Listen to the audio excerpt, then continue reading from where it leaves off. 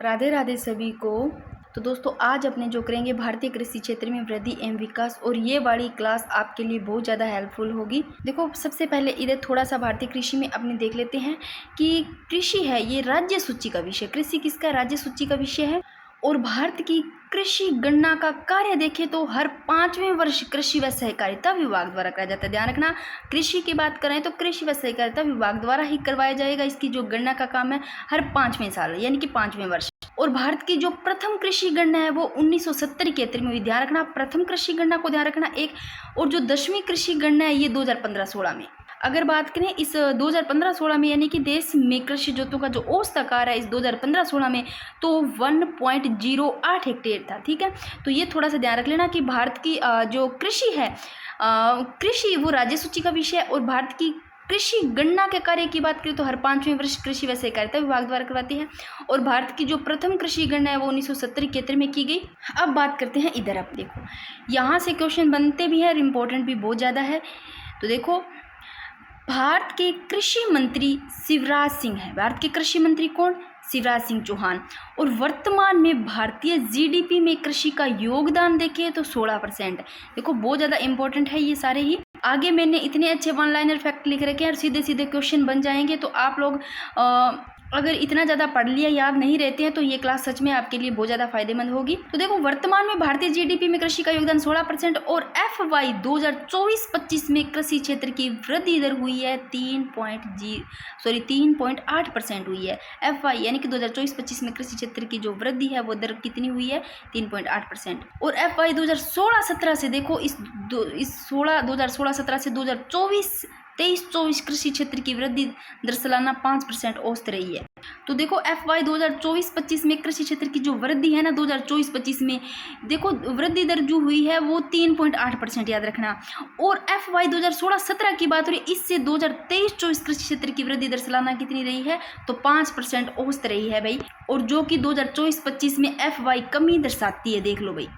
आगे देखो आर्थिक समीक्षा 2024-25 से भारत का विश्व में प्रथम स्थान देखे, ये इंपॉर्टेंट है, ध्यान रखना। 2024-25 में आर्थिक समीक्षा में देखे तो भारत का जो विश्व में प्रथम स्थान है वो दूध का, दाल, मसाले, केला, आम, इन सब का प्रथम स्थान है। दूध का भी देख लो, दूध, दाल, मसाले, केला, आम। फिर द्वितीय स्थान गेहूं का, गेहूं तो रटी लो, गेहूं, चावल, गेहूं का, फिर चावल, कपास, गन्ना, चीनी, फसल, सब्जी, मछली, सोयाबीन, इन सब का सेकंड स्थान है।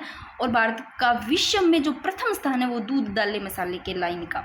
आगे देखो कृषि एवं संबंधित क्षेत्रों का GVA सकल मूल्यवर्धन वित्त वर्ष 2015 के 24.38% से बढ़कर देखो 2023 में कितना हुआ? 30.23% हुआ भाई, कि ये भारत का है। देखो ये जो GVA है सकल मूल्यवर्धन, ये देखो 2015 में तो देखो 24.38, इस 2015 वाले 24.38 से बढ़कर कितना 2023 में हो गया? 30.23 हो गया भाई। अब भैया आप लोगों के लिए बहुत ही ज़्यादा इंपॉर्टेंट फैक्ट है ये वाले।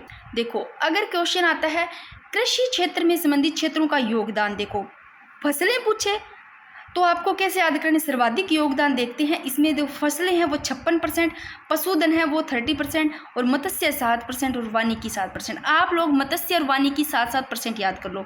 और फसलें हैं, ऐसे लोग फसलों का आप लोग धान होता है, फसलों में तो 56 प्रकार का भोग लगता है। ऐसे लोग फसलों से धान होता है ना, धान प्राप्त होता है तो 56 प्रकार का भोग लगेगा, ऐसे याद रह जाएगा। सर्वाधिक योगदान देखो इसका ही है, फसलें 56% का। फिर पशुधन की बात करते हैं तो देखो पशुओं में आप लोग ऐसे लो कि पशु होते हैं उनका जो मिल्क होता है, आपने देखा होगा कहीं 40 मतलब ऐसे मतलब 40 रुपीज़ मतलब किलो, या फिर उससे ज़्यादा भी हो सकता है। तो आपने क्या लेना है यहाँ पर? ना 40 लेना है, ना कम ज़्यादा कुछ नहीं, 30 लेना है। ऐसे लो दूध को रेट भाई 30 किलो है, ठीक है। तो पशुधन से आपको याद है दूध लेना है, दूध को रेट लेना 30 रुपया किलो, तो 30 याद रह जाएगा। और फसलें ऐसे लो 56 प्रकार का भोग लगता है, सर्वाधिक योगदान इसका है। और फिर मत्स्य और वानिकी देख लो, इनका कम 7% है। और आगे देखो वेरी वेरी इंपॉर्टेंट ये वाली लाइन, यहाँ से सेकंड ग्रेड में 2010 में पूछा गया ये वाला क्वेश्चन कि भारत में सर्वाधिक उच्च कोटि की चाय कहाँ उत्पादित होती है? भारत में सबसे ज़्यादा जो उच्च कोटि की चाय उत्पादित होती है वो दार्जिलिंग में होती है भाई। और चाय का सर्वाधिक उत्पादन असम में होता है। देखो भारत में सर्वाधिक जो उच्च कोटि की, सबसे उच्च क्वालिटी की, उच्च कोटि की जो चाय उत्पादित हो रही है वो दार्जिलिंग में हो रही है। और चाय का जो सर्वाधिक उत्पादन है वो असम में। ये दोनों ही लाइनें बहुत ज़्यादा इंपॉर्टेंट है। आगे देखो, सब्जी उत्पादन में भारत का स्थान पूछ ले तो सब्जी उत्पादन में भाई दूसरा है, क्योंकि पहला चीन का और चीन के बाद में दूसरा है। तो पहला नंबर पर भाई चीन है, दूसरो सब्जी उत्पादन में भारत है। अब सब्जी का वैसे ले लो, भारत लिखते हैं तो भारत 2 कितना लगता है भाई। आगे देखो, आगे के सारे ही क्वेश्चन बहुत ज़्यादा इंपॉर्टेंट है। देखो, हरित क्रांति का सर्वाधिक लाभ किस फसल को हुआ। हरित क्रांति को जो सबसे ज़्यादा लाभ हुआ है ना, वो गेहूं को हुआ है भाई, तो गेहूं को ही हुआ है। और गेहूं उत्पादन के लिए औसत तापमान की बात करें तो 10 से 15 प्रारंभिक, और अंत में बात करें तो 20 से 25। आगे देखो, गेहूं उत्पादन के लिए औसत वर्षा कितनी है भाई। गेहूं उत्पादन के लिए औसत वर्षा की बात करें तो लगभग 50 से 75 सेंटीमीटर। और गेहूं उत्पादन में भारत का स्थान, तो देखो गेहूं उत्पादन में भी दूसरा है। गेहूं में 2 शब्द है, देखो गेहूं 2 ही है, तो गेहूं उत्पादन में अपने भारत को दूसरा स्थान है। और क्योंकि पहलो भी गेहूं में चीन को, और सब्जी में भी ध्यान रखियो, सब्जी में भी चीन को पहलो है और दूसरो है अपने भारत को।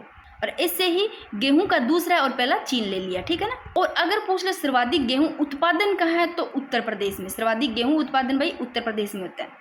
आगे देखो, किस राज्य को चावल का कटोरा कहते हैं। कौन सा राज्य जिसको चावल का कटोरा कहते हैं। छत्तीसगढ़ को। ऐसे लो, चावल का धान बोलते हैं ना चावल को, ऐसे लो 36 प्रकार को धान लगा है, तो याद रह जाएगा चावल को। जब भी चावल का कटोरा पूछे तो धान याद आएगा, धान से 36 प्रकार के धान, यानी कि 36 प्रकार के भोग चढ़ेंगे। ऐसे लो छत्तीसगढ़। और चावल है, ये भारत की प्रमुख खाद्यान्न फसल है भाई।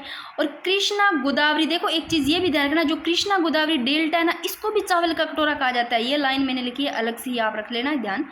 आगे देखो, भारत में सर्वाधिक क्षेत्रफल वाली फसल। देखो भारत में जो सबसे ज़्यादा क्षेत्रफल वाली फसल है वो चावल है, एरिया में सबसे ज़्यादा ये। और चावल है एक उष्ण कटिबंधीय फसल भी है।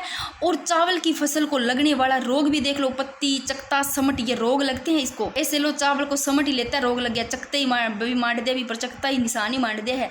और पत्ती ऐसे ले लो, पत्तियाँ नहीं खा जाए, यूँ समझ लो, आप तीनों याद रह जाएंगे। अब इनके भी नाम देखो, चावल की कुछ किस्में देखो, अमन, ओस, बोरो, ये इस चावल की किस्में हैं। देखो जो अमन है ना, इसको चावल को अमन को ही मतलब सर्दी में अमन बोल देते हैं इसको, और ओस को बरसात में ओस बोल देते हैं, और बोरो इसको ग्रीष्म ऋतु में कह देते हैं। मतलब चावल को ही कहते हैं ये चीज़।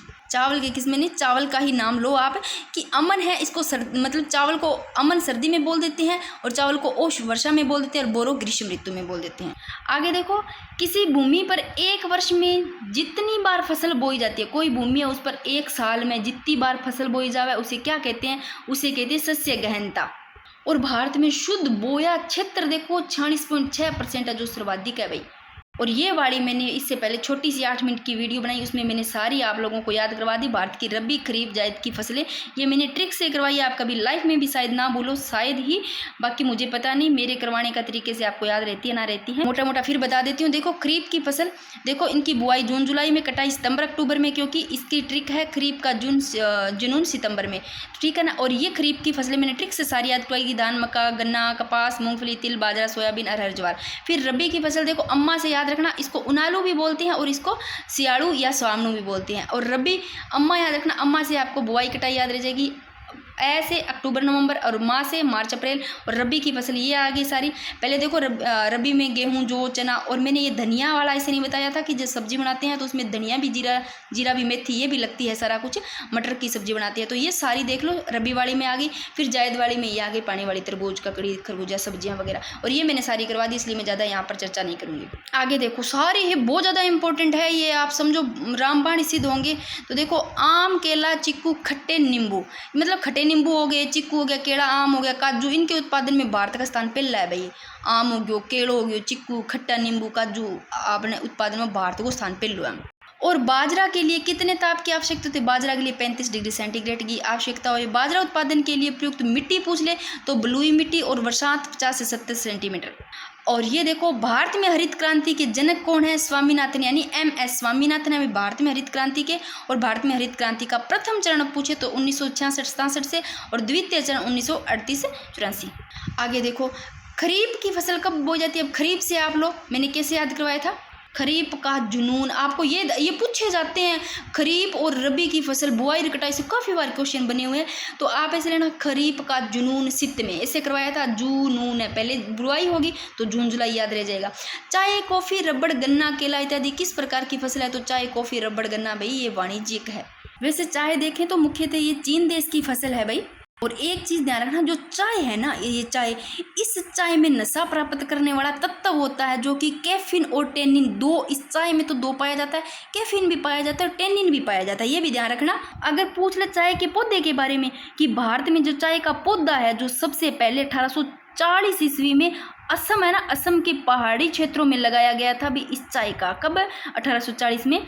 और ये चाय है, इसमें कैफीन और टेनिन भी पाया जाता है। और आप लोग मुझे बताओगे कि जो चाय है, चाय के उत्पादन में भारत का विश्व में स्थान कौन सा है, सारे आप बताओगे ये वाला क्वेश्चन। और ये दार्जिलिंग से यहाँ क्वेश्चन पूछा गया है कि भारत में चाय उत्पादन के लिए प्रसिद्ध नगर दार्जिलिंग भी है, और कूच विहार आ गया, इस प्रकार एक दो और है नाम, मेरे अभी याद नहीं। दार्जिलिंग वाले से क्वेश्चन बना हुआ है और मैंने पहले भी बताया था, दार्जिलिंग से क्वेश्चन बना है। आगे देखो, चौधरी चरण सिंह, देखना, देखो एक चीज़ इस ध्यान रखना, चाय में तो दो मतलब नशे इस प्रकार के पाए जाते हैं, एक तो कैफीन और टेनिन, ये तो चाय में पाया जाता है। और कॉफ़ी का भी थोड़ा ध्यान रख लेना कि कॉफ़ी में जो पाया जाता है वो तत्व होता है कैफीन। कैसे कॉफ़ी, कैसे कैफीन, एक कैफीन ही पाया जाता है कॉफ़ी में तो। और भारतीय कॉफ़ी अनुसंधान केंद्र कहाँ है स्थित भाई, ये कर्नाटक में है, एक जिला है वहाँ पर, चिंकमंगलूर, वहाँ पर ये मतलब है, स्थित है भाई ये जो कॉफ़ी है इसका, वो भारतीय कॉफ़ी अनुसंधान केंद्र। आगे देखो, चौधरी चरण सिंह राष्ट्रीय कृषि विपणन संस्थान कहाँ है, जयपुर में, वेरी वेरी इंपॉर्टेंट, कि चौधरी चरण सिंह राष्ट्रीय कृषि विपणन संस्थान जयपुर में है। गेहूं हो गया, जौ, मटर, चना, सारी मैं बता के आई हूँ। गेहूं, जौ और एक किस चीज़ की सब्जी बनाएगा, चपाती बनाएगा, गेहूं, जौ, चना भी था ना, इस प्रकार की अगर चपाती बनाता है तो मशहूर हो जाएगा, मैंने कहा था मसूर याद रह जाएगा। अलसी बड़ा था, अलसी है ना, और देखो बाद में सूरजमुखी की तरह खिल जाता है, सरसों का भी ये तड़का देता है। और तारा मीरा, ये तेरा और मेरा नाम चलेगा, मैंने ट्रिक से करवाया था, पहले वाली वीडियो देखना, सारा का सारा कुछ। आगे देखो भाई, कॉफ़ी और रबड़ किन क्षेत्रों में प्रचलित है, देखो कॉफ़ी की बात हो रही है, रबड़ की, देखो यहाँ उत्तर है, यहाँ दक्षिण, जो दक्षिण वाला है ना इधर, यहाँ कॉफ़ी और रबड़ दक्षिण भारत में, भाई दक्षिण में है ये प्रसिद्ध, याद रखना, कॉफ़ी और जो रबड़ है। देख लो फिर, कॉफ़ी देखो कर्नाटक, और जो रबड़ है इसका केरल में सर्वाधिक उत्पादन होता है। तो कॉफ़ी और रबड़ है ये दक्षिण भारत में प्रचलित है, जो कि कॉफ़ी कैसे कर्नाटक, रबड़ केरल में, यहाँ पर ज़्यादा इनका उत्पादन होता है। आगे देखो, सर्वाधिक चावल उत्पादन वाले राज्य पूछ ले तो चावल उत्पादन वाले पश्चिम बंगाल। कुओं और नलकूपों से कितने प्रतिशत सिंचाई होती है अभी बताओ। देखो इन दोनों से 56% जो कुएं और नलकूप है इनसे। अगर नहरों की बात करते हैं तो नहरों से 31.4% और तालाब से 6%। आगे देखो भाई, भारतीय कृषि इतिहास पुस्तक किसने लिखी, मोहिंदर सिंह। भारतीय कृषि इतिहास मोहिंदर सिंह लिखते हैं। राष्ट्रीय कृषि आयोग का गठन कब हुआ, ये भी इंपॉर्टेंट है, 2004 में राष्ट्रीय कृषि आयोग का गठन होता है। और जूट उत्पादन में सबसे प्रमुख प्रदेश कौन सा है, जूट उत्पादन में है वो पश्चिम बंगाल है। और जूट उत्पादन में भारत का विश्व में पहला स्थान है। अभी जूट उत्पादन में आपनो भारत का विश्व में पहला स्थान है। और जूट उत्पादन में प्रमुख मतलब प्रदेश है वो पश्चिम बंगाल है। और जूट को और क्या कहते हैं ये पूछा गया काफ़ी बार, सुनहरा रेशम भी कहते हैं जूट को। अगर ऐसा क्वेश्चन आ जाता है पोडू या पेड़ा कृषि तो आंध्र प्रदेश में की जाती है, कहाँ की जाती है। और भारत में सर्वाधिक क्षेत्रफल वाली फसल पूछ ले तो सर्वाधिक एरिया क्षेत्र वाली चावड़ा में, पहले भी ये आया क्वेश्चन। और वेबर दहिया कृषि किस राज्य में की जाती है, वेबर और दहिया एमपी मध्य प्रदेश में। आगे देखो, भारत में किस प्रदेश में सोयाबीन की खेती का सर्वाधिक क्षेत्रफल है भाई, तो एमपी। तो भारत में किस प्रदेश में सोयाबीन की खेती का सबसे ज्यादा क्षेत्रफल, एमपी में, मध्य प्रदेश। अब थोड़ी सी फसलें देख लो जिनमें सर्वाधिक उत्पादन है राज्य में। देखो इसमें जो इंपॉर्टेंट है वो सरसों का, तो आपको अच्छे से रटना ही रटना है। सरसों का अपने राजस्थान में ही है सबसे ज्यादा उत्पादन। और रबड़ का केरल में, ये भी इंपॉर्टेंट है, ये दोनों ही बहुत ज्यादा इंपॉर्टेंट है। रबड़ केरल ऐसे रट लो। सरसों का राजस्थान में, और सूरजमुखी का कर्नाटक, और कपास का गुजरात, चना का एमपी, और काजू कैसे केरल, कुल तिलहन एमपी। बाजरा का भी, ये भी इंपॉर्टेंट है, बाजरा और सरसों का तो राजस्थान का, तो ये तो याद ही कर लो। बाजरा का राजस्थान में सर्वाधिक उत्पादन, सरसों का राजस्थान में, और रबड़ का केरल में, और मक्का का कर्नाटक में। मक्का कैसे कर्नाटक ऐसे कनेक्ट कर लो। गन्ना का उत्तर प्रदेश में, दाल का एमपी में। और दाल वाला भी इंपॉर्टेंट है, रट लो भाई ये दोनों भी। आगे देखो, बहुत ज़्यादा इंपॉर्टेंट है, मैं फिर से बता रही हूँ, सारे के सारे थोड़े क्वेश्चन ज़्यादा हो पर बाहर नहीं जाएगा। देखो खरबूज, तरबूज, ककड़ी सब्जियां मैंने पानी वाली और सब्जियां किस में बताई थी, जायद वाली में बताई थी। ये जायद की फसल है। बोया कब जाता है इनको, बोया मार्च में और काटा जून में जाता है। कि आपको रबी और खरीफ की तो मैंने ट्रिक से याद करवा दी। और ये इसमें जायद वाली में इस प्रकार की जाती है, ककड़ी पानी वाली सारी। और फिर देखो ऐसी फसल जो खाद्यान्न और चारा दोनों के रूप में होती है, तो भाई मक्का एक ऐसा है जो खाद्यान्न और चारे के रूप में भी यूज किया जाता है और खाया भी जाता है, खाद्यान्न के रूप में भी तो आप लोग अगर पशु है तो देखा होगा भी मक्के का भी चारे के रूप में प्रयोग किया जाता है इसका। तो ऐसी फसल जो खाद्यान्न और चारा दोनों के रूप में प्रयोग किया जाता है मक्का है। और ये क्वेश्चन पूछा गया इंपॉर्टेंट है, केसर का सर्वाधिक उत्पादन वाला राज्य कैसे? केसर कैसे? कश्मीर। आगे देखो, भारतीय कृषि अनुसंधान परिषद की स्थापना कब की गई? भारतीय कृषि अनुसंधान की स्थापना 1929 में की गई, 16 जुलाई 1929। और नीली क्रांति की शुरुआत किस राज्य से होती है? आंध्र प्रदेश। अब ऐसे लो नीली क्रांति की पूछी जा रही है, किस राज्य से पूछी जा रही है? ऐसे लो नीला नीला, नीला को काला काला से आपने जब अंधे हो जाते हैं ना तो नीला नीला दिखता है, काला काला दिखता है, ऐसे ले लो। और खिल कृषि हिमाचल प्रदेश में, ऐसे खिल से लो, खील मखाने ले लो, भी वाइट कलर के होते हैं।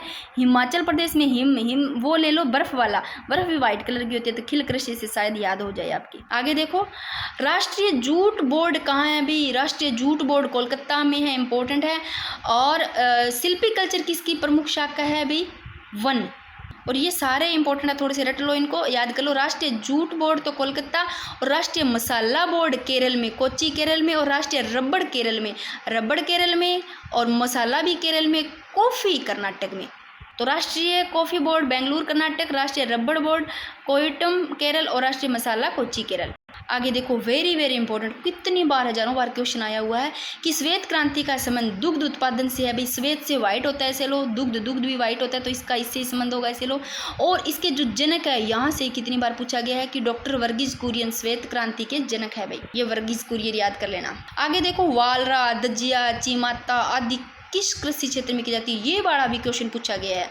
तो देखो, जो वालरा है ना, वालरा ये राजस्थान में की जाती है, तो ये सारी पूछी जा रही है। वालरा, दजिया, चीमाता ये सारी राजस्थान में ही की जाती है। और जो चीमाता है ना, ये राजस्थान के पहाड़ी क्षेत्रों में की जाती है। अब ऐसे लो, आप पहाड़ी क्षेत्रों में जो ऊपर चढ़ोगे ना, ऐसे लो, ज़्यादा ऊपर चढ़ोगे तो आप ज़्यादा इसे मतलब ऐसे गिर ना जाए, चीखे वगैरह निकलने लग जाएगी। ची माता, आप माता को याद करो, हे माँ गिर ना जाओ, मम्मा ऐसे बोल देते हैं, कई बार गिरते हैं तो क्या पता इसे याद हो जाए। तो राजस्थान के पहाड़ी क्षेत्रों में ची माता कृषि की जाती है। मैदानी क्षेत्रों में दजिया। अब मैदान है, आप ऐसे लो, ये मैदान है भी नीचे, है ना, तो मैदान में अपने पहले फसल को काटेंगे, फिर नई मतलब बोएंगे, तो पहले वाली फसल को अपने उड़ा देंगे, दजियाँ उड़ा देंगे बीबींगी मैदान में दजियाँ उड़ा देंगे, है ना। तो मैदानी क्षेत्र में दजिया की जाती है। दजिया से दजिया कहाँ उड़ाओगे? आप मैदान में उड़ाओगे। और पहाड़ी क्षेत्रों में चढ़ोगे तो आप माता को, माँ को याद करोगे, थोड़ी चीखें भी निकलेगी आपकी कि कहीं गिर ना जाए ज़्यादा पहाड़ियों में, तो ये दोनों शायद याद रह जाए। और वालरा राजस्थान में की जाती है, तो दजिया, चीमाता सारी ध्यान रखना, ये की तीनों ही जाती है राजस्थान में, परंतु पहाड़ी क्षेत्रों में की जाती है चीमाता और दजिया मैदानी क्षेत्रों में। और यहाँ से ये क्वेश्चन पूछा जाता है। आगे देखो, नीलगिरी की पहाड़ी क्षेत्रों में किस प्रकार की कृषि होती है? तो नीलगिरी की पहाड़ी क्षेत्रों में कॉफ़ी और सर्वाधिक तंबाकू उत्पादन वाला राज्य पूछ ले तो आंध्र प्रदेश। और तंबाकू की दो किस्में भी है, एक निकोटिन टुबेकम और एक निकोटिन जो रिस्ट्रिक्ट का भी है। और तंबाकू को एक रोग भी लगा जाता है, मोजेक। आगे देखो, ये वाला भी पेज बहुत ज़्यादा इंपॉर्टेंट है भाई। सबसे पहले तो यहाँ देखते हैं कि जूट पटसन एक ही बात है, पटसन है जूट, क्योंकि यहाँ से क्वेश्चन बना हुआ है 2010 में सेकंड ग्रेड में। और कहीं भी एक क्वेश्चन पूछा गया है कि रेशेदार फसल तथा भारत का गोल्डन फाइबर किसे कहा जाता है? तो जूट या पटसन को एक ही बात है, जूट को कहा जाता है गोल्डन फाइबर कहा जाता है। ये रेशेदार फसल है, भारत का गोल्डन फाइबर कहा जाता है। तो देखो, अगर क्वेश्चन आता है कपास, जूट, प्राकृतिक रेशम, ये क्या है? ये सारे रेशेदार फसलें हैं भाई। आगे देखो, विभिन्न प्रकार की खेतियों के नाम, और यहाँ से एक आधा क्वेश्चन मिल जाता है आपको, यहाँ से एक आधा क्वेश्चन मिल जाता है, इनको अच्छे से याद करना है और इनको भी याद करेंगे, याद करवाने की। देखो, मधुमक्खी पालन, एपीकल्चर किसको बोलते हैं? एपीकल्चर मधुमक्खी पालन को बोलते हैं। कैसे याद करोगे? पी से पीसी, एपीपीसी कल्चर में पीस लिए, ऐसे लो, एपी मधुमक्खी होती है ना, उसको पीस ली। और वर्मी कल्चर केंचुआ पालन, आपको वर्मी में केंचुआ मिल जाएगा, ऐसे लेना, तो वर्मी कल्चर केंचुआ पालन। और विटीकल्चर अंगूर की खेती भाई, अंगूर की खेती करना, विटीकल्चर इंपॉर्टेंट है, ध्यान रख लेना। और सेरीकल्चर, रेशम की कीट पालन है, ये है सेरीकल्चर। और मोरिकल्चर रेशम के कीट पालन हेतु शहतूत के वृक्ष लगाना। और ओरिकल्चर सब्जी उत्पादन करना, ओरी, इसको आप थोड़ा ओलेरी कर लेना, ओलेरी कल्चर, ठीक है ना, क्योंकि ओलेरी ही सही है, क्योंकि आप ओलेरी से याद रखोगे कि ऑयल सब्जियों में डाला जाता है, सब्जी उत्पादन में थोड़ा लिख देती हूँ। तेरा ओलेरी कल्चर सब्जी उत्पादन करना। फ्लोरिकल्चर, फ्लोरी से तो फूल ही आ रहा है, फूलों की खेती करना।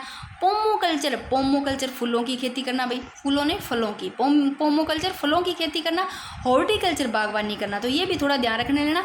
इसमें जो इम्पोर्टेंट है वो एक तो देखो फ्लोरिकल्चर आ गया, एक आ गया ये वाला विटीकल्चर, और ये दोनों ही, बाकी सारे ही पढ़ लेना। आगे देखो, प्रमुख कृषि क्रांति, और यहाँ से भी क्वेश्चन बन जाता है, पूछा जाता है, काफी बार बने हुए हैं, क्योंकि ये हरित क्रांति से क्वेश्चन पूछा गया है, जो कि संस्कृत डिपार्टमेंट से 2018 में पूछा गया है सेकंड ग्रेड में, और ये एक श्वेत क्रांति से भी पूछा गया है सेकंड ग्रेड में 2010 में। यहाँ से भी क्वेश्चन बनते हैं। देखो प्रमुख कृषि क्रांति में देखो हरित क्रांति फसल उत्पादन, और नीली क्रांति कहते हैं मछली उत्पादन को, और पीली क्रांति तिलहन। देखो तिल होते हैं ना, ऐसे लो तिल तो कई काले भी होते हैं, कई वाइट भी होते हैं, तो इनका ऐसे लो जब ऑयल निकालते तो पीला पीला निकलेगा, ऐसे ले लो। तो पीली क्रांति तिलहन उत्पादन, श्वेत क्रांति श्वेत वाइट होता है, ऐसे लो दूध उत्पादन, याद रखिएगा पूछा गया, इंपॉर्टेंट है, ये दोनों ही इंपॉर्टेंट है। हरित क्रांति फसल, अब हरित से हरियाली रहती है भाई, फसल खेत में रहती है फसलों में।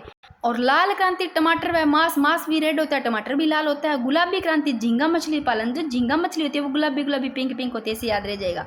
और गोल क्रांति आलू उत्पादन, गोल होता है भाई आलू। और रजत क्रांति मुर्गी पालन व अंडा उत्पादन। बादामी क्रांति मसाला उत्पादन, और मसाले जब मिक्स होते हैं ऐसे लोग बादाम की तरह लगते हैं कलर। और भूरी क्रांति खाद्य प्रसंस्करण व उर्वरक उत्पादन। और अगर ऐसा क्वेश्चन आता है कि प्रोटीन का प्रमुख स्रोत क्या है, अगर ऑप्शन 3 दे दिए जाते हैं तो बाजरा आंवला नहीं है, दालें हैं, ऐसे ले लेना एक क्वेश्चन, क्योंकि बना हुआ इस प्रकार का। सबसे ज्यादा प्रमुख स्रोत वाले दालें ही हैं, अभी प्रोटीन पता ही होगा ये तो सभी को। और कृषि में अगर बात करें तो आप लोग ध्यान रखना, एक मिश्रित कृषि होती है, एक बारानी कृषि होती है, और एक व्यापारिक कृषि होती है। बारानी तो जानते हो गए आप लोग। तो मिश्रित कृषि की बात करते हो, मिश्रित कृषि में सारा कुछ होता है, जैसे कृषि पशुपालन दोनों एक साथ में काम करते हैं, मतलब दोनों एक साथ किए जाते हैं, पशु का भी करते हैं कृषि का करते हैं, वो मिश्रित आ जाती है। और बारानी की बात करें तो ऐसी कृषि जो कि ओनली वर्षा पर आधारित होती है, अभी वर्षा पर होती है, और इसे बारानी कृषि कहते हैं। और भारत की अधिकांश कृषि बारानी कृषि है भाई। और जो भारतीय कृषि को मानसून जुआ भी कहा जाता है, ये भी थोड़ी थोड़ी चीज़ें ध्यान रख लेना। और वैसे मैं एक्स्ट्रा कृषि की ओर बना दूंगी जो बचते हैं। आगे देखो भाई, देखो भारत का सबसे बड़ा गेहूं उत्पादन राज्य कौन सा है? गेहूं उत्पादन वाला उत्तर प्रदेश है भाई। ऐसे लोग गेहूं उत्तर में रहता है, अपने ऊपर सबसे ऐसे लोग उत्तर प्रदेश है, गेहूं उत्पादन इंपॉर्टेंट है ये वाला। और भारत का सर्वाधिक अरहर उत्पादन महाराष्ट्र। और शिफ्टिंग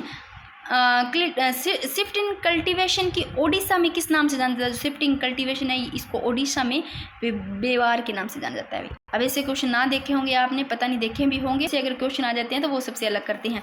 आगे देखो, लंबे रेशे वाली अमेरिकन कपास को भारत के उत्तरी पश्चिम भाग में क्या कहा जाता है? अभी नर्मों के वह है अपने, क्योंकि इस साइड से मैं खुद हूँ तो मेरे को पता है कि लंबे रेशे वाली जो अमेरिकन कपास है इसको भारत के उत्तरी पश्चिम वाले, उत्तरी और पश्चिम वाला एरिया है वहाँ पर नरमा बोलते हैं, गंगानगर हनुमानगढ़ इस साइड में। आगे देखो, अरहर को लाल चना व पीजन पी के नाम से जाना जाता है। अरहर को किस नाम से? अरहर को लाल चना भी बोलते थे, पीजन पी, ये भी ध्यान रखना।